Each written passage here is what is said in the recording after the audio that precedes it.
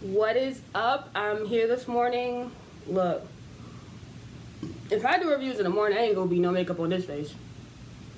I threw on a unit and threw on a beanie cap to make sure I don't gotta glue down the unit. Okay. But ain't got time. My 4-year-old is knocked out right now. My husband's already gone to do some stuff for the day. So I think he's sure to work out. But anyway, so I really wanted to come here and have this little chit chat. I've said before, I'm not a very organized person when it comes to reviews. I just go off top of my dome after I watch the episode. Sometimes I'll have notes, and this time I don't.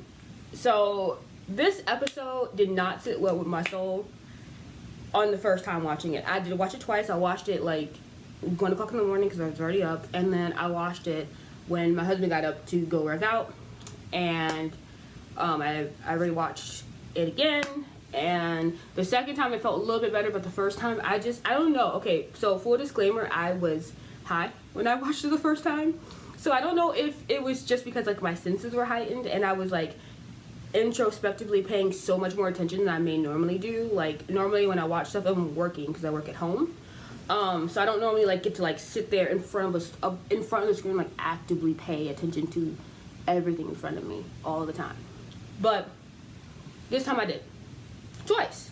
So when the episode started off on the rope, I remember last night I was just like, oh, getting some vibes.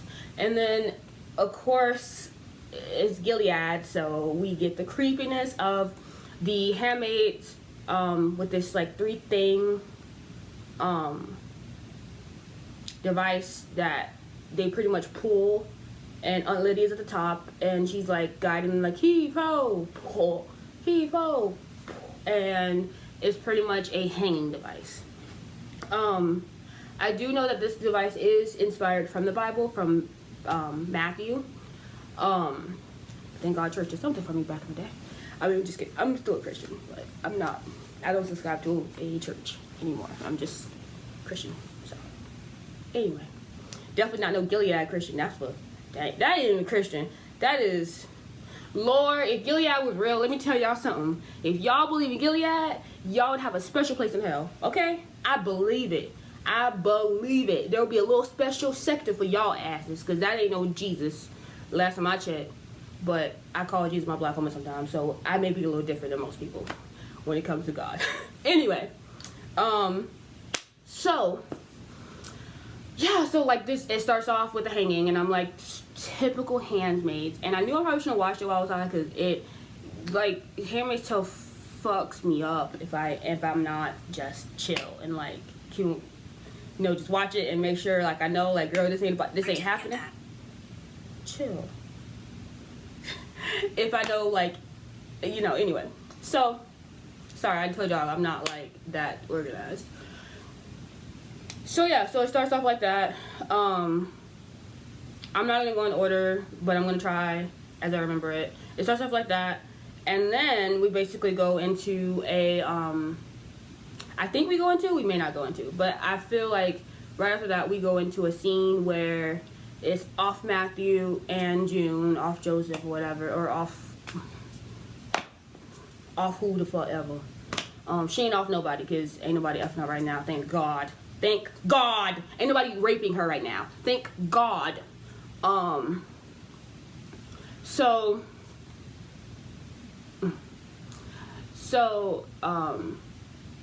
they're going shopping or whatever, and this is where I am confused. This is where I see the plot holes, okay? And I think it's because, again, like I said, I was high, so I was watching so much more introspectively, and I normally don't watch as objectively. I am the type of person where I like to I consume my books very deep. TV shows, no matter how deep the content is, on a normal basis, I kind of just take it as it is and keep it pushing. But for this time watching, I was like, plot hole. How did the Martha from Hannah's family ended up shopping at this shop that we've never seen them shop at before? I thought she was in a completely different district, But now it's seeming like they're making it seem like Hannah is so much closer than she actually was. And I'm not sure if they're doing that for this season, but that's the part that didn't feel right. Like, I feel like we would have been seeing scenes with the Marthas. And also, when did the Marthas all start shopping with the, you know, like normally it's the handmaid, I felt like, who went I'm confused. And maybe I shouldn't be, maybe I'm missing some stuff. Maybe I should have been watching introspectively this entire season, so I'm missing details. But if anyone else is confused, let me know down below. Because it just didn't feel cohesive. I didn't feel like it made sense. I just thought Hannah Banana. Sorry, my life been twisted, but what you always call her Hannah Banana. So I say Hannah Banana too. It gets rolled off the tongue. Hannah Banana. Hannah Banana. But pretty sure Hannah lived further than we thought, but now she just lives in the walking distance. We'll get to that in a second. Okay, so somehow, some way, June has warmed this Handmaid's Tale heart up. Huh. Can we just get moral scenes? Okay, I'm sorry. I digress. So anyway, so I noticed while watching, and again, maybe because I was high, but I noticed that off Matthew was eyeing homegirl a little too hard, and then after they had that scene where the Martha was like, oh, Parker Guardian's my friend. Go ahead, girl. Go ahead. Go do what you gotta do. He'll meet you. He'll let you in. Just go take your child. Oh, my daughter just woke up. Jaden. Hey, Jaden. Just listen. Eat your cereal while I finish my review, okay? Okay? Alright, I'll be out in a little bit, okay? Okay, love you. She's good. She sleeps in like an underwear or whatever, so I don't want her open door and her like run on the camera and stuff like that, and I gotta edit her out because y'all ain't gonna see my child like that. No. Anyway, so basically, the Martha is like, Jaden, can you keep your voice down, please? Thank you. Also, by the way, I think I'm like, while I'm doing my reviews, I think I'm gonna, maybe if I get time today, edit and put like some of their personal, their pictures like on the side, because I actually really loved like seeing them, like, their Instagrams are actually very interesting to me. I follow most of them on Instagram. I don't follow many celebrities on Instagram. But something about getting to see them, like, just some of the content they post. I really actually like some of the content they post. And Yvonne, my girl, Serena, she is so beautiful. And off Matthew, Ashley Thorpe, she's so gorgeous. So I just love looking at their content online and everything. Anywho, so the Martha's like, go ahead, girl. He gonna let you take the kid or go see the kid, and you can have custodial arrangements, and we'll sign up a contract for you now, and you can have her half the time, and you know, because that's just how Gilead works. And not to mention when they were separating, so that way that June could go, like, it was just weird, like the way they did so abruptly. Like, the other handmaid, she's like, I need some fruit cocktails or whatever, and then June was like, fruit cocktails? She's like, I'm bad at improv. And it just really made it seem so obvious that she was up to no good. And one thing I will give the writers of this show credit for is that they are very good at writing Gilead characters as they are. You know, like I'm starting to understand that, like, with this show, you take what they show you, and what they show you is what is fact. You know what I mean? Like, Nick's wife last season, we for some reason thought, like, okay, there's a plot twist, it's a plot twist. No, her character really was a devout Gilead person. Ain't no twist, ain't no bada bing, ain't no, oh shoot, she was secretly working for y'all did. No, she really believed what she believed, and she believed what she believed. And I do believe that June's partner is the same exact way. I think she's devout at this point. I think she may have doubts, and I think they are very good at showing, and she's also a very good actress at showing how she can be so conflicted emotionally at times, but then also such a believer in Gilead. She's completely brainwashed to me. And then sometimes when she gets, like, into it a little bit, or sometimes when she gets out of it a little bit, I think that's just like her human part. Like, I just been watching Charmed, so I imagine it like they're the demon in her body and stuff, and it's taking over and then all of a sudden she becomes like, you know, when her human side's like, let me out, it's like, let me out, and then like the demon's like, no, I'm taking it back over. That's how I see it in my head, but maybe that's just me. So anyway, come along. Oh, it's already 10 minutes. I can just talk. Gosh. Okay. And we haven't even covered most of the show. So then we had to, I believe we had to, June pretty much convincing Commander Lawrence's wife to go out walking with her. And obviously we all know that Commander Lawrence's wife got some issues. We don't know exactly what it is. I guess we're getting some kind of hint. I feel like it probably won't be until next season. I have a feeling it won't be until next season until we really get in depth with them. Because I know we get our Aunt Lydia backstory tomorrow. And by the way, I'm not a big fan of previews, because for previews is like giving me the first chapter of a book before the book gets released. Like, it's like the smallest snippet of something, and it just confuses me more than it gives me like insight into what the next episode is about. So I'm not that into it. But I did see a picture on Instagram this morning of Aunt Lydia. It looks like she's in the Handmaid's Tale. It could be from different shows she was in, but she looked like she was completely dressed down in like party girl mode with like happiness on her face. And so I'm like, okay, if this is alluding to the next episode and her backstory, I'm very, very, very interested. Aunt Lydia is one of the most interesting characters, honestly, to me in the show. I don't like her, but unlike Serena, Aunt Lydia feels a little bit more murkier in a way. No, maybe not then. No, Aunt Lydia confuses me. Because even just like the way, like that episode where Janine and she like completely went off on her and everything, and it felt more like an abusive mother type of thing. Like, I love you, but then bam. So maybe not. I don't know. Who's worse, Serena or Aunt Lydia?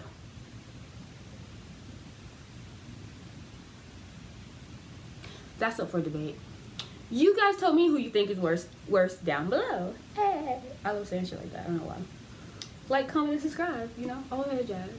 You don't have to subscribe, I think, because I'm such new content. But if you like it, you can like it if you want to. YouTube knows that I am here. Anyway, so moving on. Martha.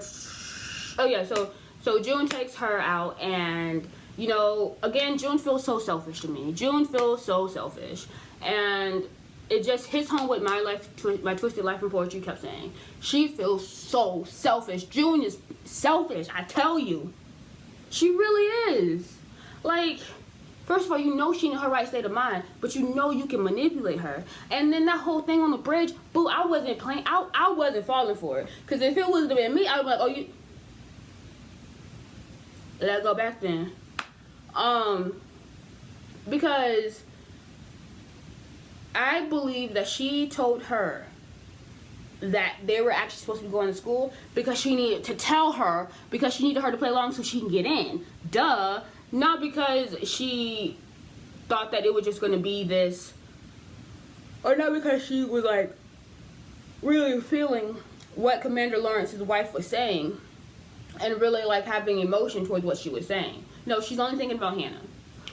So this is the part where I do feel conflicted as a mama. I do think it's funny the way they close that gate in front of June's face. But when June is like on the wall and she's like just trying to hear for a strand of Hannah's voice. Yes, Jaden? Jaden, you gotta wait. I'm recording something, baby. Just give me a second. Like that little voice.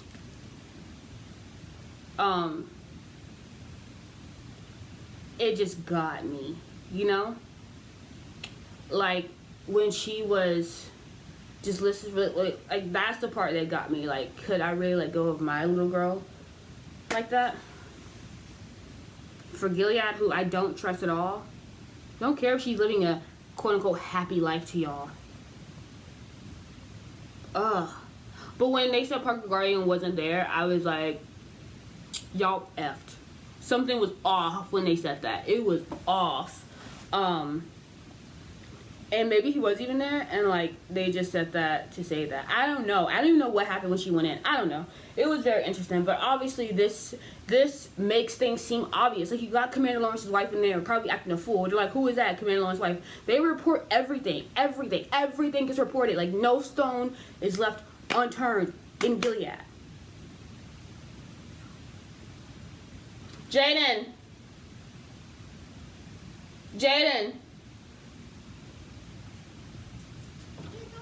Put on shorts and a shirt. Well, put on some shorts. And then come back. Make sure she's dressed, but she keeps hearing something. I want to make sure she's fine. And I'm not stopping this review, so y'all be okay. Anyway, so yeah, so then June ends up taking her back, and June tells Commander Lawrence she was alive out there. You'd have loved to see her. And then again, I'm feeling confused, and the pacing's feeling weird because I really couldn't understand exactly what was going on. Moving along. So DC is right now is the part that I'm actually more interested in Gilead in the first place. I'm really interested in this DC storyline. I love Detective Stabler.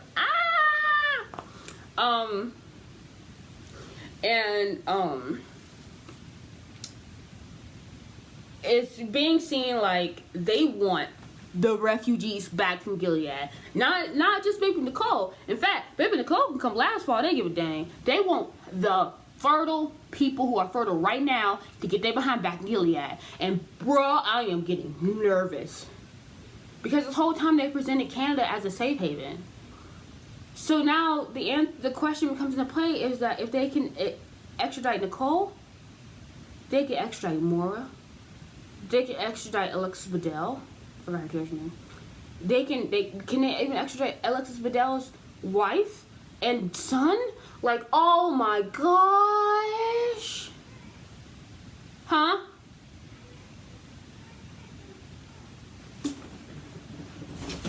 What? Okay, come on. You have to be chill though, because I'm recording. Okay. It's my child. Anyway, so mommy's doing a review. Okay. Anyway, so you can leave when you want to. You good? You good? You good? Okay. You can leave whenever you want to, by the way. You good? Where'd you want to stay? What do you want to do? Apple. Okay, well, can you wait? Just close the door. I just want to make sure you're good. She's so silly. So then, where was I at?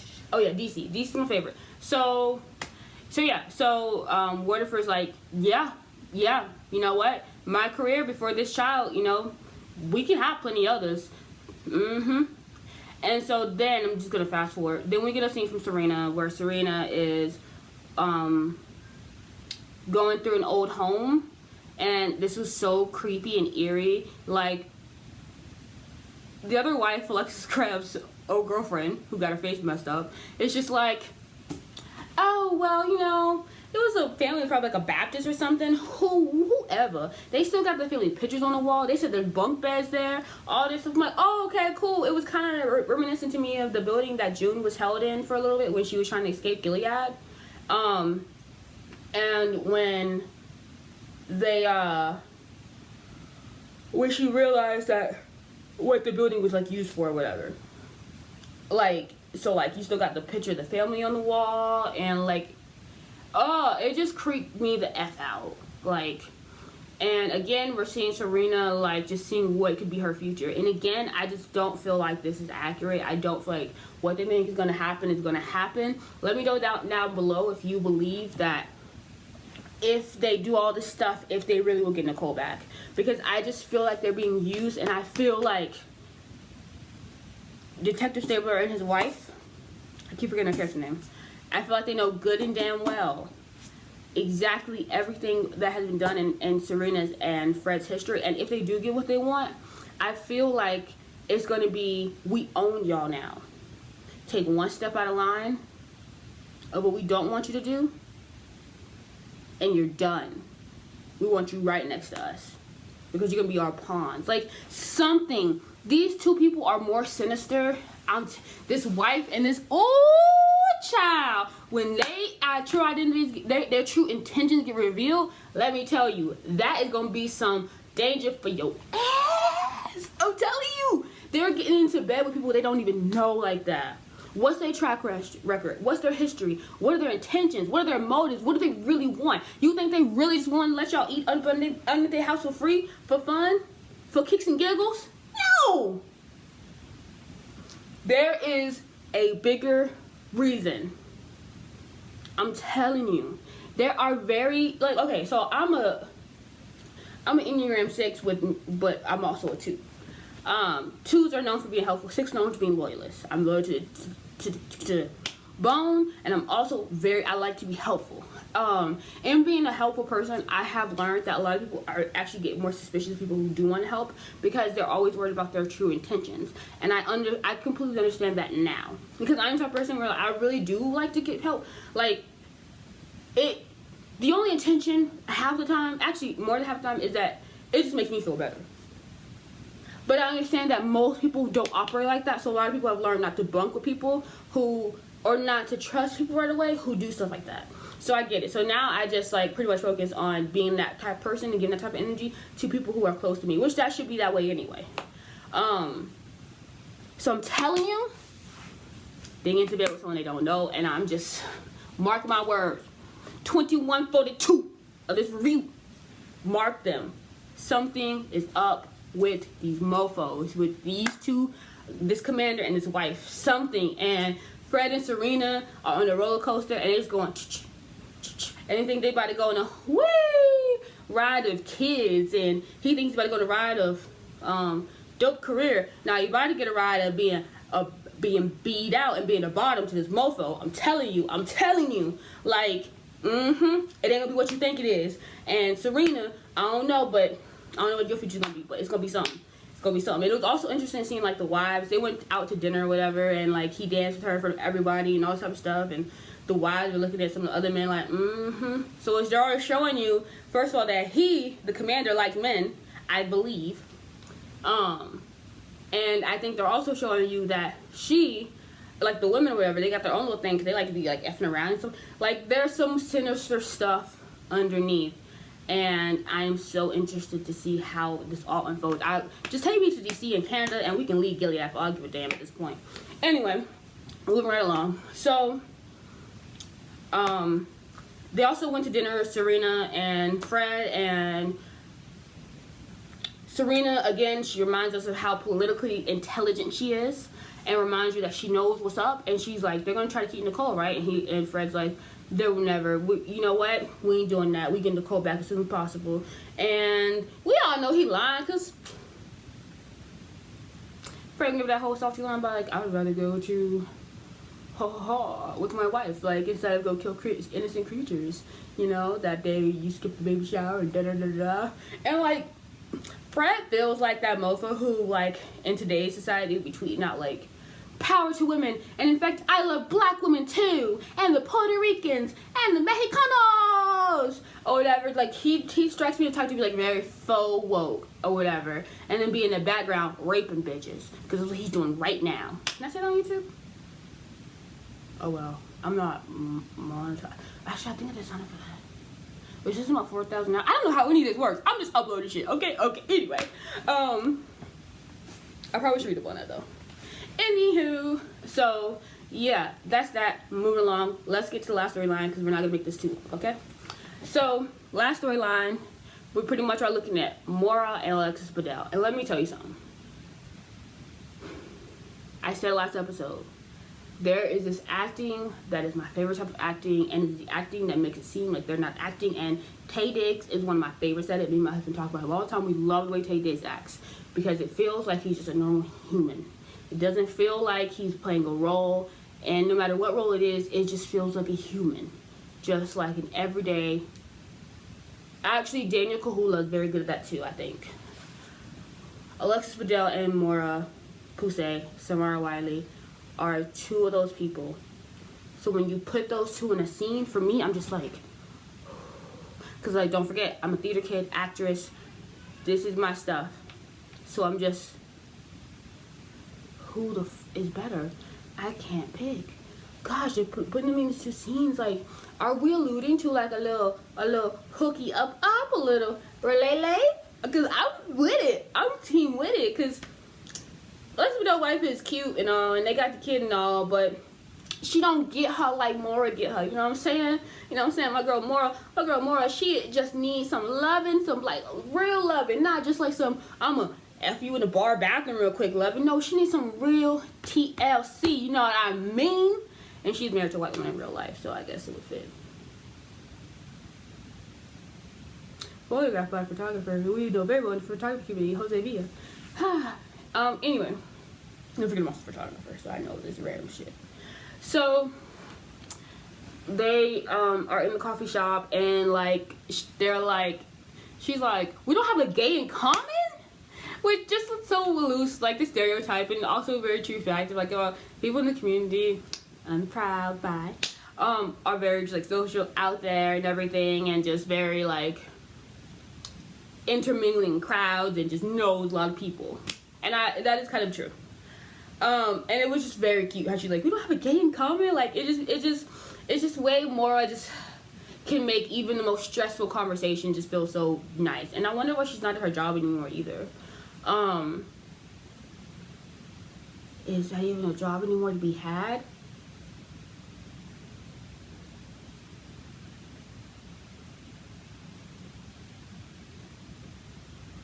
Bro, Canada's freaking me the fuck out. Like, if y'all were to put Maura and all of them back in Gilead, I'm fucking done. We were just like, I'm rooting for you, Canada! And now I'm just like, you can't. Anyway. So, they're having this conversation or whatever, and then Maura's like, I gotta go. I'm about to protest up in their face. I'm about to be like, yo, boo, what you doing? Like, we Gilead. Like, oh, and I forgot to mention that before that, Alexis Bledel was being questioned by the either Canadian or Switzerland government, and pretty much like being asked about like what were her crimes back in Gilead and stuff like that. And it's making me really worried that all this stuff's being documented. I don't like the way she was even asking her. Like, it was just very like, it felt very like we are accepting Gilead's standards of life and everything. And so in Gilead's perspective, even though we know they do horrible stuff to you, we're going to go by their government standards instead of going by what humanly is right. And it's scaring me. It's terrifying me. Because it almost makes it seem like if this were to happen, we would all be kind of screwed in a way, just from being from there. Whew. So anyway, so Alexis Bledel had to like go on record and like say, like, it was just clear cut, like, yes, I did this, yes, I did this, yes, I killed a commander, yes, I ran over a guard on purpose, like, whew. So anyway, so they go protest, they get locked up, and like they just have this excellent just scene, like, what was Luke doing? Probably chilling with the baby. He can't be about that type of stuff right now, actually, probably. That makes sense. So we get that very powerful scene with them two. Moving right along, because we are at 28 minutes. Who do we have next? Lastly, but probably not last, probably forgetting some stuff, but we're gonna go at it. We get them back at the thing again, and then all of a sudden the homegirl, I keep forgetting her name, but she's always with her. She do well at playing low key. I tell you that. She ain't got nothing happening to her yet.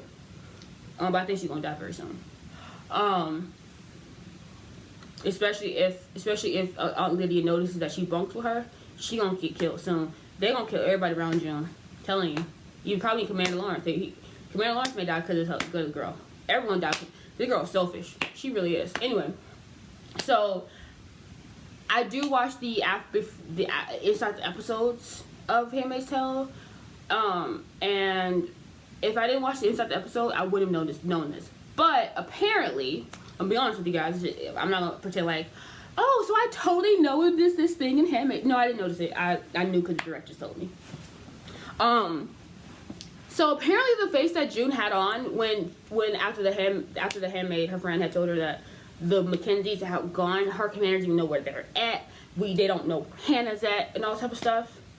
So apparently, the reason why June had that face on was because she was mad at the Martha, because she thought it was the Martha who got Hannah gone. And I thought that she was just upset because she knew that she would have to do this and hang the Martha. She didn't want to hang the Martha. And bruh, let me tell you something.